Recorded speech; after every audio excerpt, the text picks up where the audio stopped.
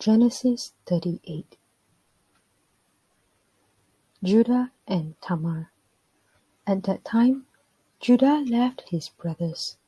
He went down to stay with a man named NIrV from the town of Adullam.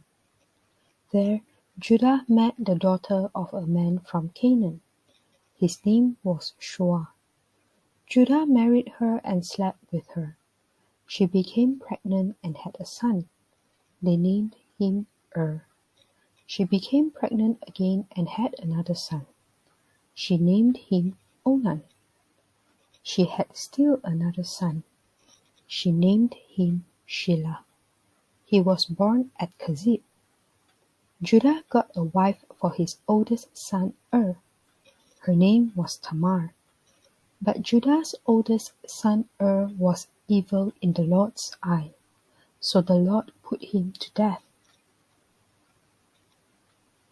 Then Judah said to Onan, "Sleep with your brother's wife.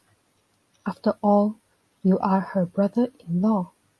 So carry out your duty to her.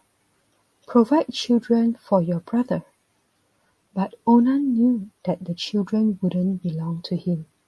So every time he slept with his brother's wife, he spilled his semen on the ground.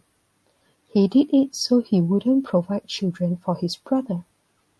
What he did was evil in the Lord's eye, so the Lord put him to death also. Then Judah spoke to his daughter-in-law Tamar.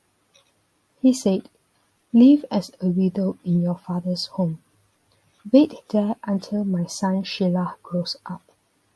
Judah was thinking, Shelah might die too, just like his brothers. So Tamar went to live in her father's home. After a long time, Judah's wife died. She was the daughter of Shua. When Judah got over his sadness, he went up to Timnah. His friend NIrV from Adullam went with him. Men were clipping the wool from Judah's sheep at Timnah.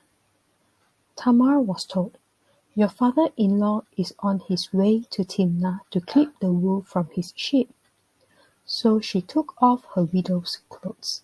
She covered her face with a veil so people wouldn't know who she was. Then she sat down at the entrance to Enaim. Enaim is on the road to Timnah. Tamar knew that Shelah had grown up, but she hadn't been given to him as his wife. Judah saw her.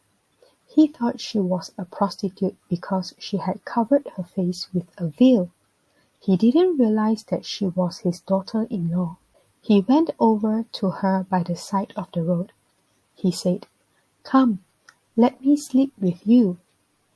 "What will you give me to sleep with you?" she asked. "I'll send you a young goat from my flock," he said. "Will you give me something that belongs to you?" she asked.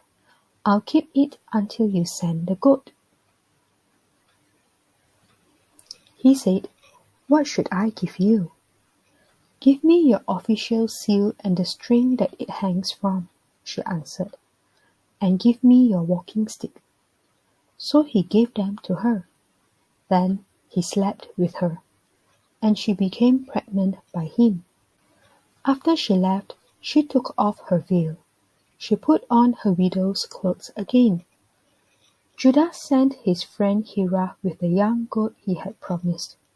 He wanted to get back what he had given to the woman, but his friend NIrV couldn't find her. He asked the men who lived at Enaim, "Where's the temple prostitute? She used to sit beside the road here." "There hasn't been any temple prostitute here," they said. So NIrV went back to Judah. He said, "I couldn't find her. Besides, the men who lived there didn't know anything about her. They said there hasn't been any temple prostitute here." Then Judah said, "Let her keep what she has. I don't want people making fun of us. After all, I did send her this young goat. We can't help it if you couldn't find her." About 3 months later, people brought word to Judah. They said, "Your daughter-in-law Tamar is guilty of being a prostitute. Now she's pregnant." Judah said, "Bring her out, have her burned to death." As Tamar was being brought out, she sent a message to her father-in-law. She said, "I am pregnant by the man who owns these." She continued, "Do you recognize this seal and string and walking stick? Do you know who they belong to?" Judah recognized them. He said, "She's a better person than I am. I should have given her to my son Shelah, but I didn't." Judah never slept with Tamar again.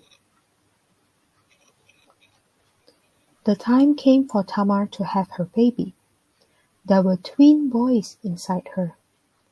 As the babies were being born, one of them stuck out his hand. So the woman helping Tamar took a bright red thread. The woman tied it on the baby's wrist. She said, "This one came out first." But he put his hand back, and his brother came out first instead. She said, "Just look at how you have forced your way out." So he was called Perez. Then his brother, who had the red thread on his wrist, came out.